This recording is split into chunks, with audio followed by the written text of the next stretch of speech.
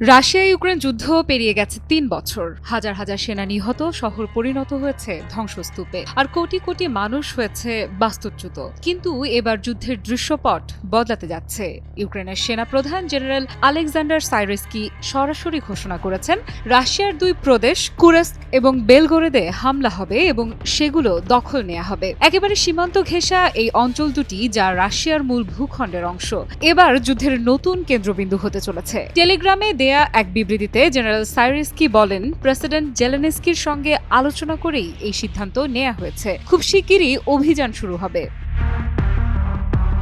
এই ঘোষণা কেবল হুমকি নয়, রাশিয়ার জন্য এক রীতিমতো উদ্বেগের কারণ। কেননা এই ২ অঞ্চল ইউক্রেনের আগের অভিযানেও ছিল যুদ্ধের কেন্দ্রবিন্দু, বিশেষ করে কুরস্ক প্রদেশ, যা ইউক্রেনীয় সেনারা গত বছর সাময়িকভাবে দখল করেছিল। সেখানে টানা ৬ মাসের রক্তক্ষয়ী যুদ্ধ হয়, আর তাতে হাজার হাজার সেনা প্রাণ হারান উভয় পক্ষের। শেষ পর্যন্ত এপ্রিলের শেষ দিকে রাশিয়ার সেনারা ইউক্রেনীয় বাহিনীকে হটিয়ে দেয়। এরপরই এই অঞ্চল সফর করেন প্রেসিডেন্ট ভ্লাদিমির পুতিন। সেই সফরে তিনি প্রকাশ্যে বলেন, কুরস্কের যুদ্ধ ছিল এক বিপর্যয় এবং দাবি করেন যে সেই সংঘাতে ইউক্রেনের অন্তত ৭৬,০০০ সেনা নিহত হয়েছে।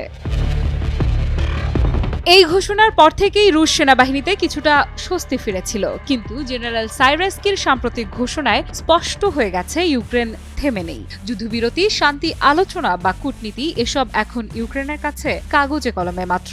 বিশ্লেষকেরা বলছেন, ইউক্রেনের এই নতুন ঘোষণায় রাশিয়া যে শুধু প্রতিরক্ষায় থাকবে তা নয়, বরং এবার পাল্টা আগ্রাসনের প্রস্তুতি নিতে পারে ক্রেমলিন। বিশেষ করে বেলগোরেদ অঞ্চল, যা মস্কোর কাছে অনেক বেশি সংবেদনশীল, সেখানে হামলা রাশিয়ার জন্য অপমানজনক হয়ে দাঁড়াতে পারে। রুশ সংবাদ মাধ্যম আরটি এই খবরের প্রতিক্রিয়া জানতে চেয়েছিল রাশিয়ার প্রতিরক্ষা মন্ত্রণালয়ের কাছে, কিন্তু এখন পর্যন্ত কোনো মন্তব্য পাওয়া যায়নি। তবে এটি স্পষ্ট, ক্রেমলিন এই ঘোষণাকে হালকাভাবে নিচ্ছে না। আফরিদা ইফরাত, নিউজ 24।